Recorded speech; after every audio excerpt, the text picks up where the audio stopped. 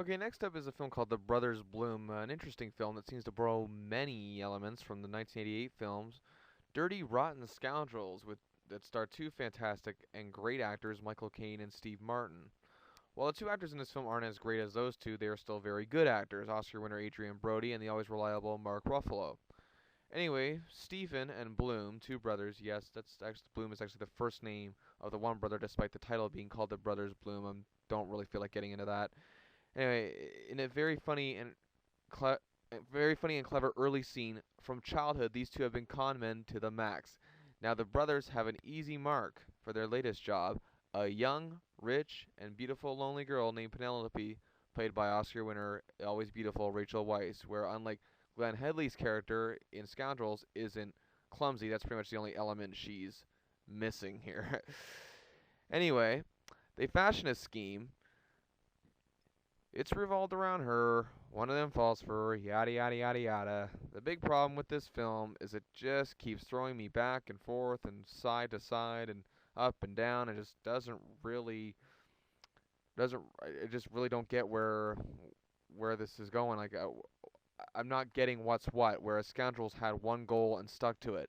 I kept getting thrown off guard by this movie because it almost seems like a comedic mystery, and it seems to me like that's not what this is supposed to be. But I'm so thrown off and confused to how to take some of these characters in terms of their what they bring to their actual personalities are, like how to take them. That said, however, the film really does build interesting groundwork to its characters and does make them stand out. Ruffalo and Brody are nothing short of tremendous together, and while they may not have the same magic and wit like Steve Martin and Michael Caine, but then again, who really does? And as a side note, I'd also have to point out that this is a very different type of comedy than Scoundrels, despite borrowing a lot from it. But either way, despite not being as great as them, they still have a different kind of wittiness to them that suits them perfectly. Their characters are well written and well played. I just don't know how they're supposed to be taken. Weiss is also a delight here, as she is more than just a cartoon and really comes off as something truly special. And I also gotta give major props to Oscar nominee Rinko Kikuchi, of course known for her role in the intense drama Babel.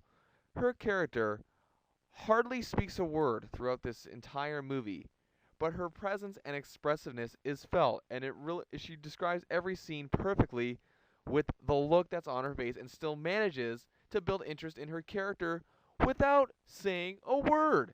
Now, I gotta admit that is pretty good, and I think that she's still someone on the rise. Now, despite its flaws, The Brothers Bloom kept me entertained. I enjoyed what I saw despite not fully comprehending what was going on. Maybe I need to see it again, I don't know. But the fact of the matter is, I saw it once. It kept me entertained. I may not ever go out of my way to see it again. I have really no desire to see it again.